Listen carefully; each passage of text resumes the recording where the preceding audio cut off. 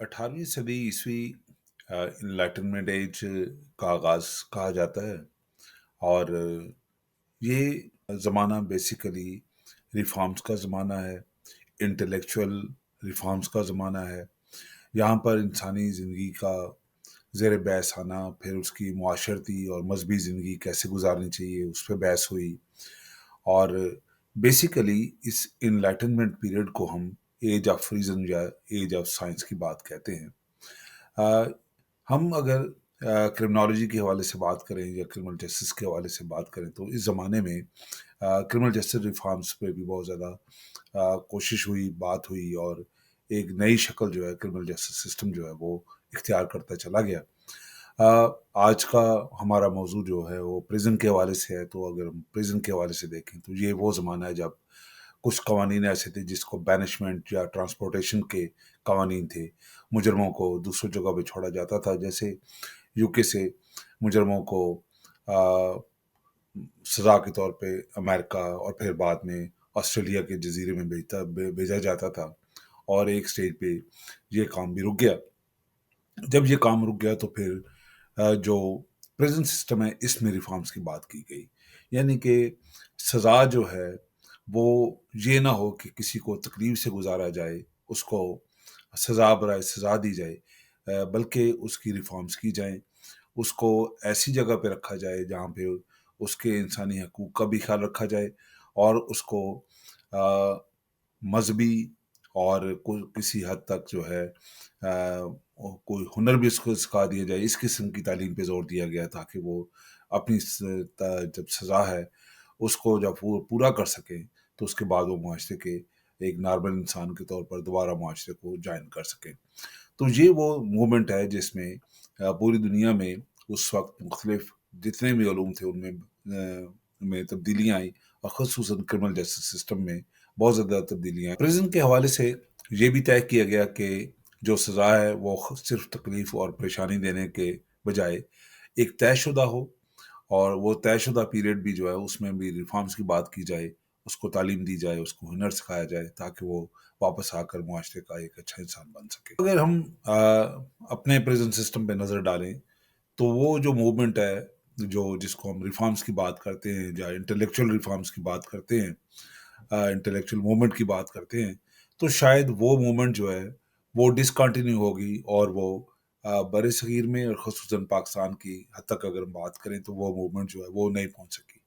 क्योंकि जो पाकिस्तान का जो मौजूदा प्रिज़न सिस्टम है वो ब्रिटिश कॉलोनियल सिस्टम्स में ही डिज़ाइन किया गया था और उस डिज़ाइन में यही था कि जो बगावत के लोग हैं या जो लोग जो साम्राज्य के खिलाफ हैं उनको कैसे जेलों में बंद करना है, उनको राय रास्त पे कैसे लाना है या बाकी लोगों के लिए उनको एक ऐसी भयानक मिसाल बना दी जाए ताकि वो लोग ये जुर्म जो साम्राज्य के खिलाफ आवाज़ उठाने का उसको ना दोहरा सके।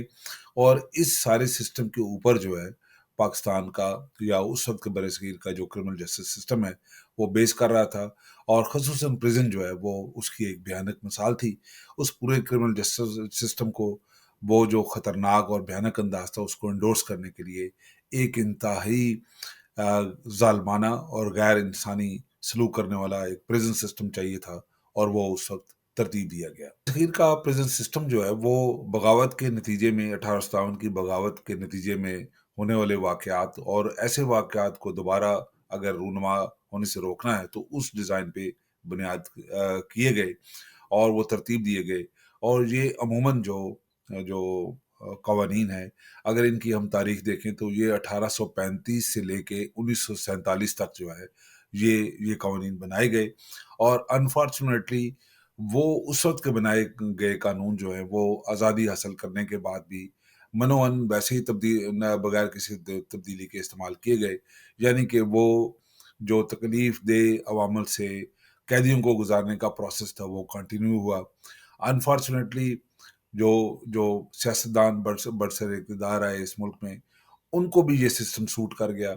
वो अपने लिए इस सिस्टम में सहूलतें बना लेते थे, बिल्कुल वैसे ही जैसे वायसराय के साथ कुर्बत की वजह से उनको सहूलतें मिलती थी। अब वो वायसराय का जो रोल है वो अगर जेल की हद तक बात करें तो वो जेलर को मिल गया। अब जेलर के साथ जिसके तल्लुकात अच्छे हैं یا उसने अपॉइंटमेंट करवा रखी है, तो वो अपने बंदों को भी फ़ायदा दिलवा रहा है और अपने लिए भी फ़ायदा उसमें ढूँढ रहा है। तो ये जो कवानीन जो है, जो 1835 से 1947 तक बनाए गए, इनको किसी ने रिपील नहीं किया, किसी पार्लियामेंट ने आके इसको ज़ेर बहस नहीं लाया, और ना ही हमारे अनफॉर्चुनेटली जो मीडिया है या जो हमारे इंटेलेक्चुअल हैं, उन्होंने भी शायद इस पे कोई इतनी बात नहीं की, ना ही कोई ऐसी मूवमेंट चली कि हम इन कवानीन को दोबारा देख सकें और इनमें एक नए मुल्क की एक आज़ाद पॉलिसी के मुताबिक एक डेमोक्रेटिक कंट्री की हैसियत से इसको रिव्यू कर सकते और इसमें तब्दीलियां ला सकते। अगर हम गौर से देखें तो जो पुलिस एक्ट है 1861 का, वो भी बेसिकली कोई लॉ एनफोर्समेंट का अदारा नहीं था, बल्कि वो एक कंट्रोलिंग इंस्ट्रूमेंट था जो बगावत को या लोगों को दबाने के लिए तरतीब दिया गया था, और उसी को कंटिन्यू किया गया। और वो जो 1861 के कानून के तहत जो भी गिरफ्तारी अमल में आती थी, उसका खमियाजा जो है फिर वो भुगत रहे थे प्रिजन सिस्टम में। और प्रिजन सिस्टम में जो कवानीन है, अगर मैं उनकी तफसील आपको दूं, तो ये मेरी बात जो है वो बिल्कुल आपके सामने वाज़ेह हो जाएगी कि जो प्रिजन एक्ट ऑफ 1894 इस वक्त पाकिस्तान में इन्फोर्स है। 1894 प्रिजनर्स एक्ट 1900, और फिर पंजाब बोर्सल एक्ट 1926। तो ये वो तमाम बोसीदा कवानीन हैं जो एक साम्राज्य हुकूमत ने तरतीब दिए थे अपने इक़्तिदार को मजबूत रखने के लिए, कायम रखने के लिए।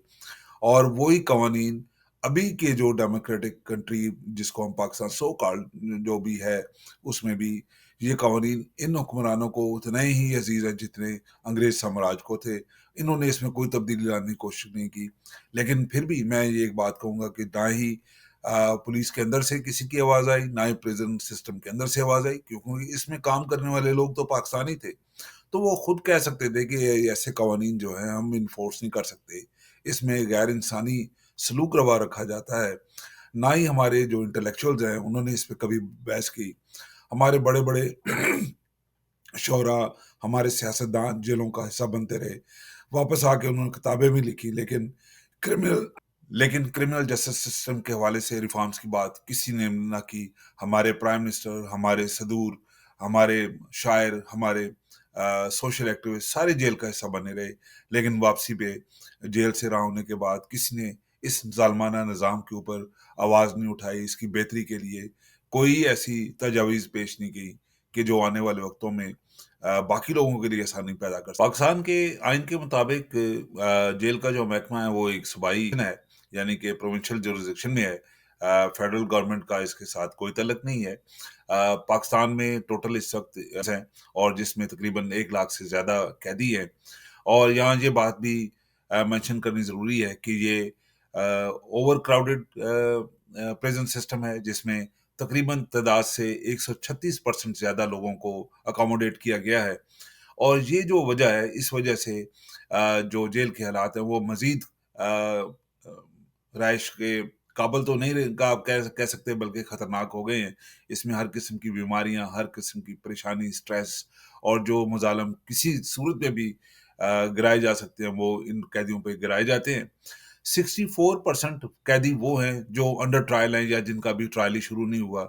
और दुनिया का दाद के लिहाज से जो दुनिया का 23वां बड़ा प्रिजन सिस्टम है। जाने के बाद कुछ कैदियों के मसाइल में इजाफा इसलिए हो जाता है कि जो प्रिजन सिस्टम है वो खुद इस सेल्फ इतना करप्ट है कि उनको वहाँ पे हर काम के लिए मजीद रिश्वत देनी पड़ती है।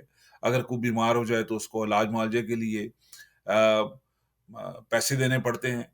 जो मेडिकल ऑफिसर्स हैं वो जेल जेल के अफसरान से भी ज़्यादा करप्ट हैं। बेसिकली उनका एक नेक्सस बन चुका है मेडिकल ऑफिसर्स और जेलर्स का, और वो इस सारी सिचुएशन को एक्सप्लॉइट करते हैं। खबरें या इस किस्म की तकलीदी स्टोरीज आए रोज अखबारों में भी आती रहती हैं, लेकिन अनफॉर्चुनेटली रिफॉर्म्स की बात कोई भी नहीं करता। जेल में ज्यादातर वो लोग हैं, जिस तरह मैंने बताया कि 64% वो हैं जिनका ट्रायल शुरू नहीं हुआ या जो अंडर ट्रायल हैं। ये वो लोग हैं जो क्रिमिनल जस्टिस सिस्टम में पैसा ना होने की वजह से ना वो वकील कर सकते हैं, ना वो पुलिस को या बाकी जो क्रिमिनल जस्टिस सिस्टम के आर्गन हैं उनको रिश्वत दे सकते हैं। और अनफॉर्चुनेटली जब वो کچھ بھی نہیں کر سکتے تو پھر ان کا مقدر جیل ہوتا ہے۔ دوسرا، ہماری جو جوڈیشری ہے وہ بیل کے قوانین کو پس پش رکھ کے ہر آدمی کو کوشش کرتی ہے کہ وہ جیل کی طرف لے کے جائے۔ ان کو ریمانڈ پولیس کو بڑی آسانی سے مل جاتا ہے، 15 دن کا ریمانڈ معمولی کیسز میں بھی عام طور پہ دے دیا جاتا ہے۔ اور یہ جو معاملات ہیں، یہ پریزن سسٹم کے جو جو پریشانیاں ہیں یا جو اس کا جو ایک بسیدہ پن ہے اس میں مزید اضافے کا باعث بنا۔ دسمبر 2021 میں ایک بہت ہی خطرناک واقعہ جو ہے وہ رپورٹ ہوا، جو لاہور کی کیمپ جیل ہے وہاں پہ 6 قیدیوں کی موت ہو گئی۔ اور یہ حیرت انگیز بات ہے کہ وہ قیدی صرف 12 دن پہلے جیل میں لائے گئے تھے اور 12 دن کے اندر ان 6 قیدیوں کی ڈیتھ ہو گئی۔ تو اس سے آپ اندازہ لگا سکتے ہیں کہ جیل میں کنڈیشنز کیا ہے، سٹریس لیول کیا ہے، وہاں پہ وبائی امراض کی صورتحال کیا ہے۔ ہونا تو یہ چاہیے تھا کہ اس واقعے کے بعد ایک رپورٹ بنتی، ایک آڈٹ کمیٹی بنتی جو ایسے حالات کو دوبارہ رونما ہونے سے روکتی، لیکن آئے دن یہ معاملات جو ہیں وہ ہوتے رہتے ہیں۔ وہاں پہ خواتین کے لیے کوئی علیحدہ سیل نہیں ہے، نوجوانوں کے لیے کوئی علیحدہ سیل نہیں ہے، علیحدہ جیل نہیں ہے۔ اور وہ جو پریزن سسٹم ہے جس کے بارے میں ریفارمرز نے یہ سوچا تھا کہ یہ کریکشن سینٹر کی طرف لے کے جائیں گے، یہ لوگوں کو اچھا انسان بنائیں گے، ان کو جیلوں میں تکلیف دہ زندگی سے نہیں گزارا جائے گا بلکہ ان کی ریفارمز کی جائیں گی، ان کو ایجوکیٹ کیا جائے گا، ان کو ہنرمند بنایا جائے گا تاکہ وہ اپنا روزگار بنانے کے قابل ہو سکیں۔ کیونکہ عام طور پر کرمنل جسٹس سسٹم کا حصہ پوری دنیا میں وہ لوگ ہیں جو کم پڑھے لکھے ہوتے ہیں یا جن کے پاس روزگار نہیں ہوتا، وہ کوئی نہ کوئی ایسی جانے انجانے میں غلطی کر جاتے ہیں جس کی وجہ سے ان کو قانون کا سامنا کرنا پڑتا ہے، اور پھر وہاں پہ پوری دنیا میں کرمنل جسٹس سسٹم انتہائی مہنگا ہے جو عام آدمی کی پہنچ سے دور ہے۔ خصوصاً پاکستان جیسے غریب ملک میں تو یہ حالات اور بھی خطرناک ہیں۔ وکیلوں کی فیسیں بہت زیادہ ہیں، کرمنل جسٹس سسٹم بہت پیچیدہ ہے، لوگ ہر بات پہ ڈرتے ہیں۔ جو ججز ہیں وہ جو سینٹنسنگ پالیسی ہے اس کی طرف جانے کی کوشش نہیں کر رہے۔ پولیس جو ہے وہ مکمل طور پر انگریز سامراج کا روپ دھارے ہوئے ہے، اور غریب آدمی جو ہے وہ اس میں پس رہا ہے، اور جیلیں ان کا مقدر بنتی جا رہی۔ جیل کی ریفارم سے کے حوالے سے اگر بات کریں تو یہ بات تو ہے کہ ہمیں مزید جیلوں کی ضرورت ہے، ہمیں قیدیوں کی تعداد کو بالکل جیل مینول کے مطابق رکھنا ہوگا۔ مثال کے طور پر اس وقت ایک کمرے میں اگر 3 قیدیوں کی گنجائش ہے تو وہاں پہ 15 رکھے گئے ہیں، تو ہمیں اس صورتحال کو مد نظر رکھ کے نئی جیلوں کا جو ہے وہ قیام بنا لازمی کرنا ہے۔ جو نوجوان ہے یا فرسٹ ٹائم اوفینڈر ان کے لیے سیپریٹ جیل ہوں، وہاں پہ ان کو تعلیم دی جائے، ان کے سائیکولوجیکل ایشوز کے لیے ان کو میڈیکل ٹریٹمنٹ دی جائے۔ خواتین کے لیے، خواتین اس وقت تقریباً 1800 کے قریب ہیں، اور جن میں وہ خواتین کے 2 ہی بڑے کرائم ہیں، ایک وہ قتل کے کیس میں آتی ہیں، یا دوسرا وہ ڈرگ ٹریفکنگ کے کیس میں گرفتار ہوتی ہیں۔ اور قتل بھی ان کو کرتی ہیں کہ جو زندگی میں ان کا بڑا ہی قریب ترین شخص رہ چکا ہوتا ہے، عام طور پہ ان کے والد کی بات ہوتی ہے، اس کے ہسبینڈ کی بات ہوتی ہے، یا بیٹے کی بات ہوتی ہے۔ اور ڈرگ ٹریفکنگ بھی وہ خواتین جو بیسیکلی کسی وجہ سے جو ہے وہ پروسٹیٹیوشن کے پروفیشن میں چلی جاتی ہیں، اور جب وہ بوڑھی ہو جاتی ہیں، اس پروفیشن کے قابل بھی نہیں رہتی، تو عام طور پر وہ ڈرگ ٹریفکنگ ان کے لیے ایک آسان ذریعہ معاش رہ جاتا ہے، تو وہ گرفتار ہو جاتی ہیں۔ تو وہ ان 1800 خواتین کے لیے بھی ہمارے پاس کوئی علیحدہ جیل نہیں ہے، ہمارے پاس کوئی پروگرام نہیں ہے کہ ہم ان کو ریفارمز کر سکیں۔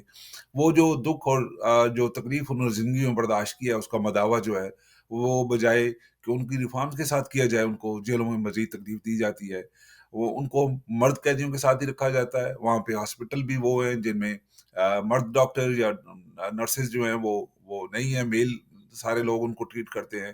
اور عام طور پر جب وہ کسی پریشانی میں یا کسی تکلیف میں آتی ہیں تو بجائے یہ کہ ان کی ٹریٹمنٹ کی جائے، ان کو مزید تکلیف دی جاتی ہے، ان کا مذاق اڑایا جاتا ہے۔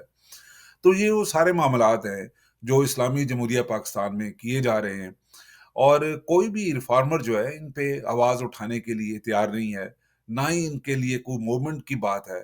ہر آدمی اپنی دکانداری چمکاتا ہے، بات کر کے چلا جاتا ہے، ریفارمز کی بات ابھی تک کسی نے نہیں کی۔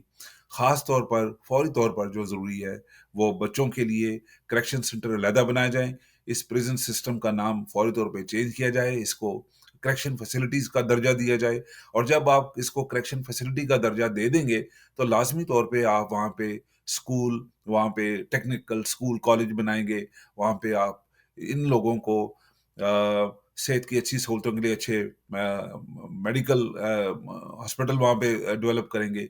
ये नहीं है कि हम उनको उनके लिए इतनी फैसिलिटीज़ दे रहे हैं जैसे कि वो वेकेशंस पे आए हुए हैं, लेकिन जो उनके जो हकूक हैं, जो पाकिस्तान का कॉन्स्टिट्यूशन जो है, उनको मुहैया करता है, वो तो एट लीस्ट देने हैं।